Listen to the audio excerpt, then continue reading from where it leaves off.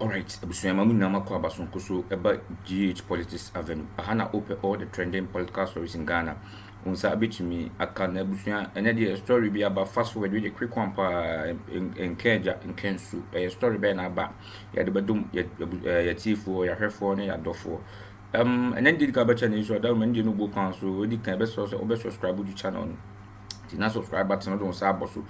Don't suppose subscribe button we are afi notification bell na doma na wona don sa aboso say be ya video dey bremu yi say a new news aba na any the subsequent ones be na be first person on sa betumi akabi I Jade Politics Avenue once again open the trending political stories on the highway and so they can fast forward ya sembe ne bedam ni say former finance minister Ura Kenneth Nana ya Ofori Atta akodi America brochimem amagana ha ye hwehwe ne so ombegina court mbi ho nsema no na asem wo court ayedi na asem na yi na abetu dwa say America ban ni so mu di no to detention center or North Carolina na ni yedi na asem awo ho tina we detaining na ne lawyers form hwe asem na ka bia ma no edu ko dan court ne say enke be ya Ofori Atta ni obi a obedwane Ofori Atta well known person internationally intika omodo ma deslede a na mo beto court nanim se komma kenu Ofori Atta free detention center hono nanka onko fie na onfree fie mba court emeka na asem na asase no court no etwetwetwe ni wa ka so monkom rasa na ene na lawyers for omudi nanim minka premo osebonsu Bruce Catlin and Partners omde Ofori Atta lawyer omhwɛ di na asem na man US na immigration nsɛm ho na a day 7th in learning say 27th and okwa di immigration asem say be ya say be deport na ba Ghana see deport na ba Ghana say obekɔ obenya ne permanent residentship na afale for no so onya no busumi a day to so aduonu nson 27 for this month na ene na abetu dwa say ne adisede o to court na court da man na sisia ne de Ofori Atta ebetimi akofie ebetimi free aba court betina na asem no bia ye na ne lawyers for the kingdom du German capremo osebons Bruce Catlin and Partners o ma twa krata da beda bonten se Ofori Atta ofie a obi free na akọ court sisia akra so call America detention facility wona ko search Ofori Atta di o ma yini di free say wa free wa kofi na wi na manfo busa question say you ndisia Ofori Atta free wa okofi Ghana Interpol betimi as because you see and baby oti dey we no Ghana Interpol betimi akoso no anase na asem America court ndie yen ka asa na asem ni ya Ghana intimi ma Interpol enkoso kenet na ya Ofori Atta mu ma na we na di won ewie no asa betu dwa say US any Iran negotiation akoyi na President Donald Trump ama omamo 2 weeks say 2 weeks no mo negotiate no mo negotiate of 2 weeks no moment man negotiation ya wi a obeto bomb na we no hu some relation stories e ban ani anya bia de bedan ya chief o mi nko ti stories ni bi ya ba de do bia de be mo ha Ghana Politics Avenue open all the trending podcast stories in Ghana ya na answer be come nko ti stories ni bia ba de do bia no yesa no beche yen ma chechi ma Conditional ceasefire, which includes a temporary reopening of the Strait of Hormuz after a last-minute diplomatic intervention led by Pakistan. Trump's announcement of the ceasefire agreement came less than 2 hours before the U.S. President's self-imposed deadline to bomb Iran's power plants and bridges in a move that legal scholars, as well as officials from numerous countries and the Pope, had warned could constitute war crimes. Just hours earlier, Trump had written on his private social media, "A whole civilization will die tonight, never to be brought back again. I don't want that to happen, but it probably will." End of quote. American B-52 bombers were reported to be en route to Iran before the ceasefire agreement was announced. But by Tuesday evening, Trump announced that a ceasefire agreement had been mediated through Pakistan, whose Prime Minister Shehbaz Sharif had requested the 2-week peace in order to allow diplomacy to run its course.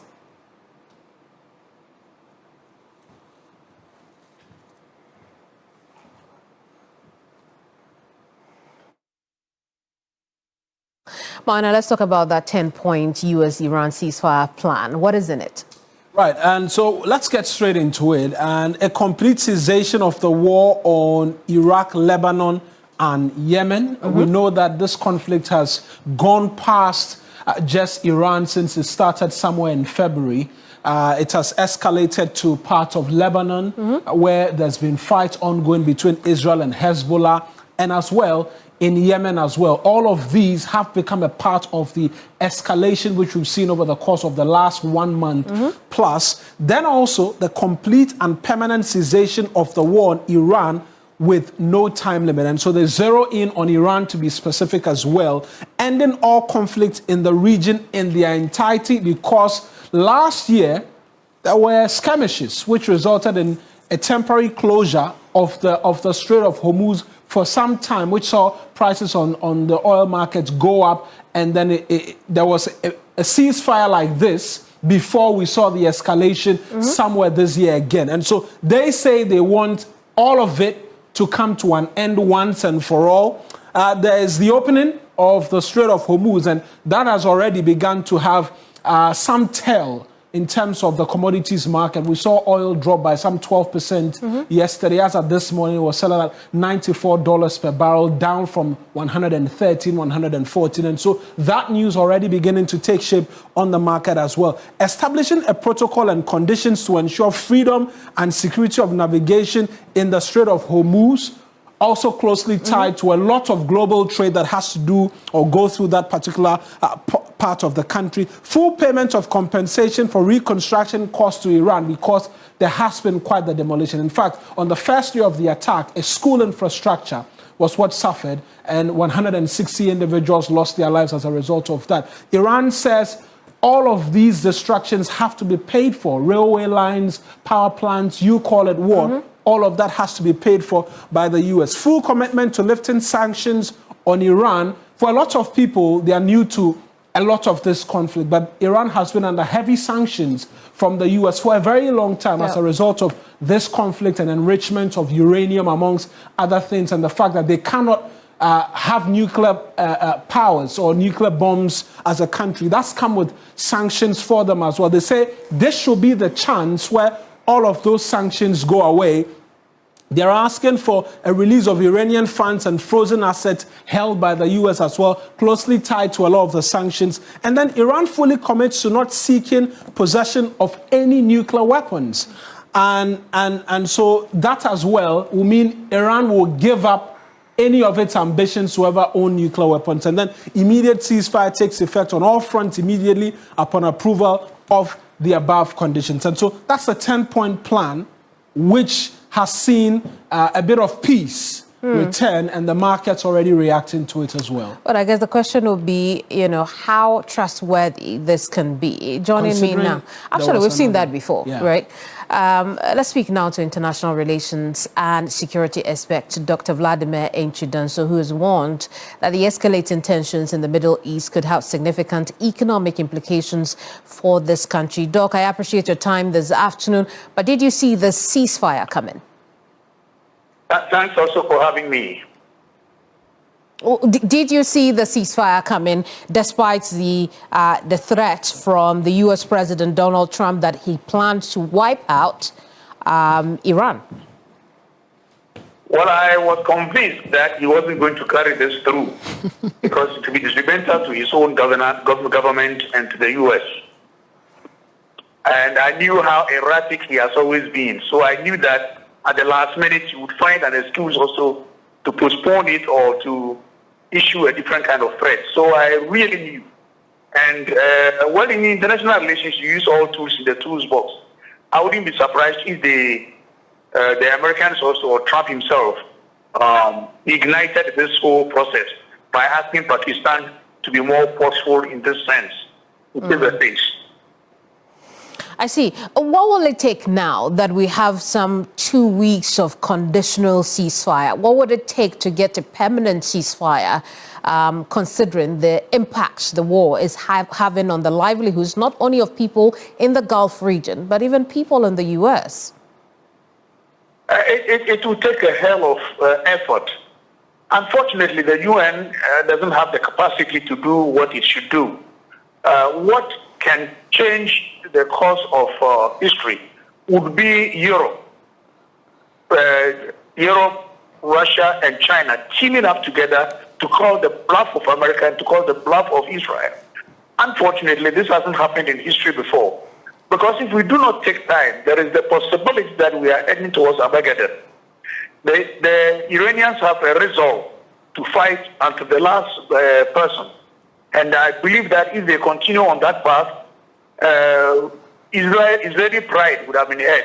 American pride would have been hurt. And they will carry out this threat of obliterating almost everything, in Iran. And that would be disastrous for the whole world. Very well.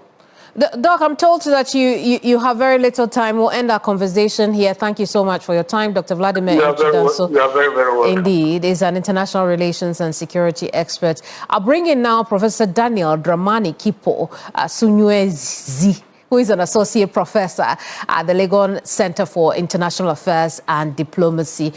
Doc, look, we've always known about the flip-flopping of the U.S. president in terms of announcing progress in this war on Iran. And then here we are, a few hours to his own deadline. He says that we have agreed on a conditional ceasefire. How trustworthy is this ceasefire, knowing very well that in the case of Gaza, despite the ceasefire, Israel still went ahead to bomb Gaza? What do you think? Thank you very much. That certainly, thanks for viewers and listeners. I think Donald Trump actually has been a very interesting politician and somebody who is very difficult to predict in terms of his foreign policy orientation. And I think that he might have used another form of maybe a soft power, not a hard power, to push others into this ceasefire. All that we are looking for is that we are very hopeful that this ceasefire will not just be a temporary one, but should lead to a permanent one. Because that should be the way. As for war and violence, I don't see that as solution to these very issues that they have. But diplomacy should be the way out. And if these Pakistanis are able to mediate, and that is part of trilateral relation that we are using there, and if that works, I think that should be the way forward. And we expect that both sides, the Iranians, the US and Israel on the other side, will come in at least. Possibly, let's see how they can have some compromises and to be able to agree on some of the points. Not all of them will be accepted, but there should be a point where they'll be able to work towards a win-win situation. I mean, but do you see Israel ceasing fire over the next 2 weeks? Israel certainly may cease fire if coming to attack Iran is concerned. Because if U.S. should tell Israel, do not attack Iran, I think Israel will keep correct. Well, but the U.S., remember that in the case of Gaza, the U.S. did tell Israel that, look, let's not go ahead with any more bombings. But Israel defied that order from their own ally and bombed Gaza. So how sure are we that the same will repeat here in this Iran case? I think U.S. can always pressurize Israel to stop it. But remember some of the things. One of the reasons why the Israelis went ahead to continue bombing Gaza was that they said that the Palestinian or the Hamas guys or some of them crossed the yellow line. And because they used that, and Americans also saw that, yes, indeed they crossed, that was how they allowed them. If they crossed, then attack them. So, but I still agree that, yes, Israelis can be a bit very difficult, but I believe that for Iran, Israel knows Iran is a force to reckon with, because Iran is a state, it's not a non-state actor. And so Iran is very forceful in terms of missiles. They have them. They have the capacity to strike Israel. So I believe that Israel will not do as is doing in Gaza in terms of Iran. But what I know that they may not back down is the area of southern Lebanon. And they are claiming to be able to take the land all the way to the Litani River. I see. I believe that the Americans may have to step in. Otherwise, the violence in Lebanon could be so much for the world to witness. Which brings the question of whether or not there could be a permanent ceasefire in this case, because in that 10-point ceasefire plan, Iran is asking that attacks on Lebanon, Yemen, and even Iran itself should cease. But we have Israel that is on an onslaught, also on Lebanon. Some of the resolutions, that's why I said, are a bit difficult to enforce. Take, for instance, which ones do you see? To say that all attacks on all fronts should cease, that may be very difficult, because one of the reasons why Israel is doing that is that they have asked Iran to stop sponsoring those proxies. And Iran has also refused to stop sponsoring the proxies. So it is a two-way point. And if Iran can stop supporting Hezbollah, the Hutus, and all these groups, I'm sure that would be the best solution to it. But if Iran continues to support, Israel will also continue to attack. So that is a two-way. It should be a two-way. Israelis must hold, Iranians must hold their part. And then if we're talking of the missile or the uranium enrichment, that is also a very difficult one that we are hopeful to see whether they will be able to keep to it. One of the positions is that Iranians have made their mind that they are not going to stop the uranium enrichment. And since all these issues from 2015 to this, that has been the position. And that is what actually led to the war. And US and Israel are thinking that if Iran should have a nuclear warhead, then it becomes an existential threat to Israel. But Prof, you also know that the UN was sent to Iran to check on the uranium enrichment program, and they had said it had no consequence on the rest of the region in terms of its nuclear ability to destroy the region. Israel, on the other hand, has nuclear weapons, and so why is the attention on a uranium enrichment that cannot destroy the region so much? So that is the hypocrisy of the international system, because those who have the nuclear are asking others not to get it. And the reason for it is that they developed the nuclear before some of the international non-proliferation treaties came in. So that is also a historical point. And some have it, but what they are saying is that those who have it should keep to it, but they should not use it against. But those who do not have it must not have it. And I think that is the aspect. Iranians did not have it in the 60s. They are trying to acquire it. And they're saying that don't. And they're also saying that we have the right to acquire it because we see Israel as a threat. And so that's the difficulty. As we said, if UN was very strong, UN would have been the best way to check all these things. But I think UN is a bit, at a point, is helpless. And so that is why all these things are coming. Otherwise, that should have been the best area. The UN Security Council should be take a measure and take action, and all this will stop. But if you go to the UN system, it is very difficult to work because of veto power. Very well. Sounds like a very long walk to permanent ceasefire. We'll see how things play out over the next 2 weeks. That's right. That's right. Thank we you are hopeful that diplomacy should be the way. I think that should be the way down. Very well, Prof. I appreciate your time with us this afternoon. Professor Kipo is an international relations expert. He's also an associate professor at LSEAD. Let's move away from all of the international related politics for you this afternoon, because calm has been restored to the Ajin Kotoku onion market following violent clashes and a temporary closure caused by disputes over the alleged seizure of trucks belonging to rival foreign traders. The incident, which disrupted trading activities at one of the country's key onion hubs, is also said to be linked to growing allegations of political interference in the management of the market. Joseph Armstrong reports from the market that trucks from Nigeria are currently offloading their goods after they were initially prevented from doing so. And we're taking you there right now to connect with Joseph. Armstrong, thank you very much for joining us. What can you report at this minute?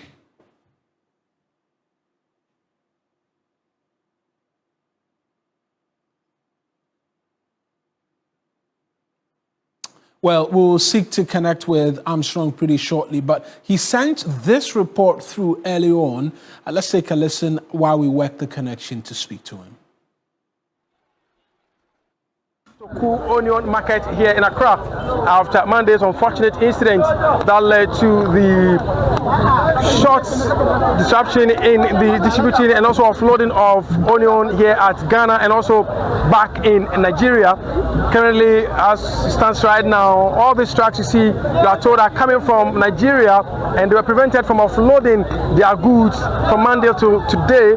And many of the onions you see they are bringing from the trucks have rotten, and we are told by some of the people who brought them that's come as a cost to them, and they are asking that what happened on Monday should not repeat itself again. It was unfortunate that that fight indeed interrupted here, that led to the disruption of the business that happened. But today is great business for all the onion sellers here. I'll talk to this boss. Boss, I can see you are offloading some onions. Talk to me. Yeah. Good morning. Yeah, morning. So you are offloading some onions.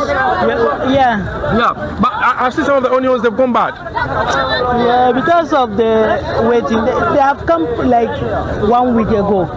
They've been here for like a week now. Like week. That is why the onion. You know, onion, you don't like the waiting or something like that. So that's why. So fight is not good. It's not good. You think the fight wasn't necessary? It's not good. It's not good. It's not good at all.